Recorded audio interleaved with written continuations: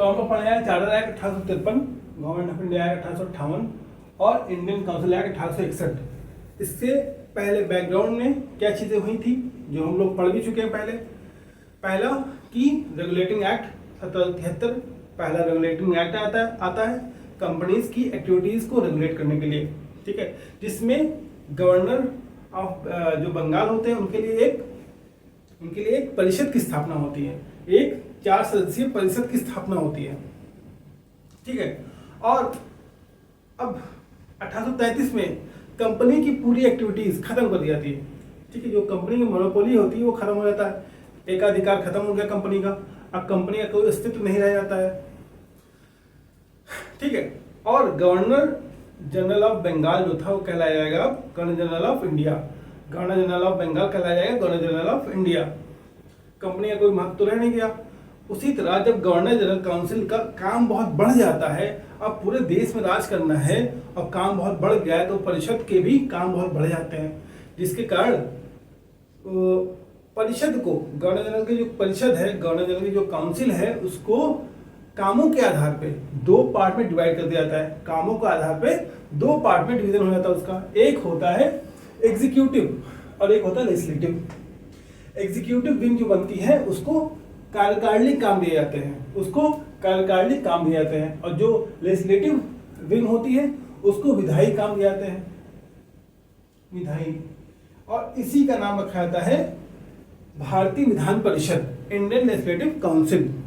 इसी का नाम रखा जाता है भारतीय विधान परिषद या Indian legislative council. Indian legislative council रखा जाता है इसका नाम।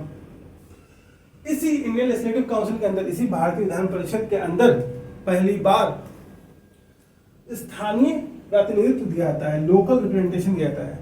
इसी इंडियन लेजिस्लेटिव काउंसिल के अंदर लोकल रिप्रेजेंटेशन दिया जाता है, स्थानीय प्रतिनिधित्व दिया जाता है, ठीक है। तो पहली बार स्थानीय प्रतिनिधित्व की बात कब की गई थी? 1853 में, ठीक है। हाँ, तो लोकल रिप्रेजेंटेशन या स्थानीय प्रतिनिधित्व कहाँ दिया जाता है?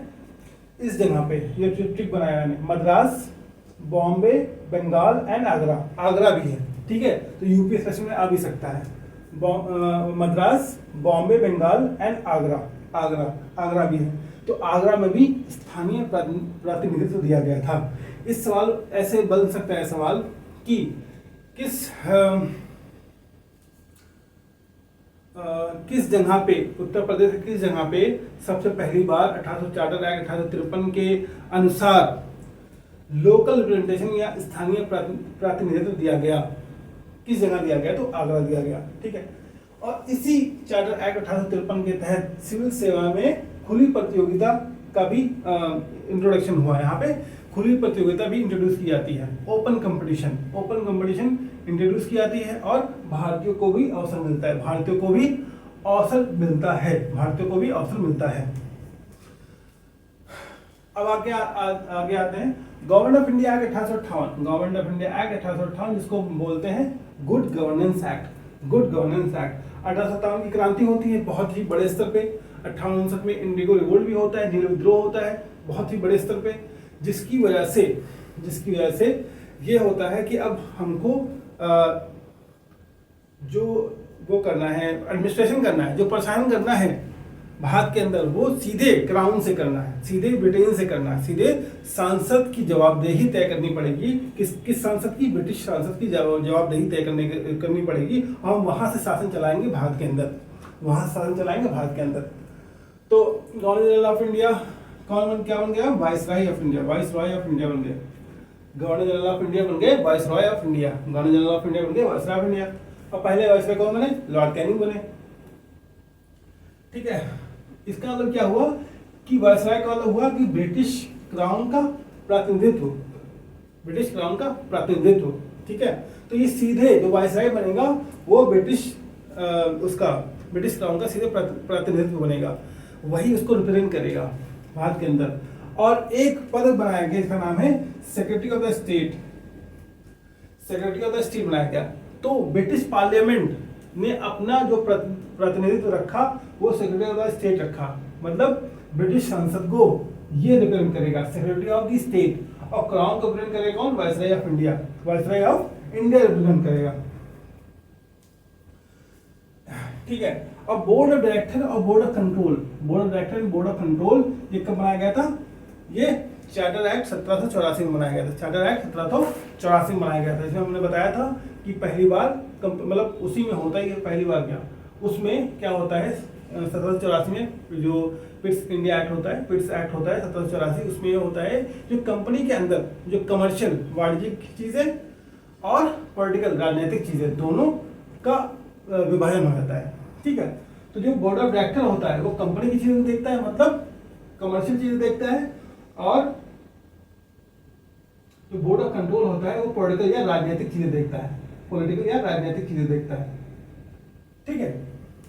इसको खत्म कर दिया, इसको खत्म कर दिया। तो ये सवाल आता है कि बोर्ड ऑफ डायरेक्टर और बोर्ड ऑफ कंट्रोल किस एक्ट के तहत बने थे और किस एक्ट के तहत खत्म हुए थे? तो बने 1784 से और खत्म हुए 1858 से। हमने बता दिया कि सेक्रेटरी ऑफ द स्टेट भी बनाया गया था एक, तो जो सीधे ब्रिटिश सांसद के प्रति जवाबदेह होगा, जो सीधे ब्रिटिश सांसद के प्रति जवाबदेह होगा, और वायसराय सीधे ब्रिटिश क्राउन के प्रति जवाबदेह होगा। और इनके नियुक्ति हुई थी वो भारतीय प्रशासन को देखने के लिए, भारतीय प्रशासन को देख रेख करने के लिए था, और इनकी मदद के लिए, इनको असिस्ट करने के लिए, सेक्रेटरी ऑफ द स्टेट को असिस्ट करने के लिए, सेक्रेटरी ऑफ द स्टेट को असिस्ट करने के लिए 15 सदस्यीय भारतीय काउंसिल की स्थापना की थी। 15 सदस्यीय भारतीय काउंसिल की स्थापना हुई थी, भारतीय काउंसिल की स्थापना हुई थी, जिसको बोलते हैं इंडियन काउंसिल, इंडियन काउंसिल की स्थापना हुई थी, ठीक। और 1858 और जो घोषणा थी क्वीन विक्टोरिया की, उस सब के बारे में बहुत डिटेल में हम लोग पढ़ चुके हैं। इसके बाद इंडियन काउंसिल एक्ट 1861 आया, इंडियन काउंसिल एक्ट 1861 आया, तो इसके लिए ट्रिक है LOPR, ट्रिक है ये। तो 1861 से बहुत बार सवाल आता है और बहुत बार आया हुआ है, इस बार भी आया था PCS में। तो पहली चीज L for legislative power, L for legislative power, legislative power दे दी गई किसको? विधायी शक्तियां वापस कर दी गई, किसको? बॉम्बे और मद्रास को। 1833 से विधायी शक्तियां ले ली गई थी, 1833 से बॉम्बे मद्रास की विधायी शक्तियां, लेजिस्लेटिव पावर को ले लिया गया था, लेकिन 1861 में वो वापस कर दिया गया। तो ये भी सवाल आता है कि कब लिया गया? 1833 से लिया गया और 1861 से वापस कर दिया गया, वापस कर दिया गया, ठीक है, ठीक। और वायसराय को ऑर्डिनेंस बनाने का, ऑर्डिनेंस जारी करने का शक्ति प्रदान की गई, O फॉर ऑर्डिनेंस, ठीक है।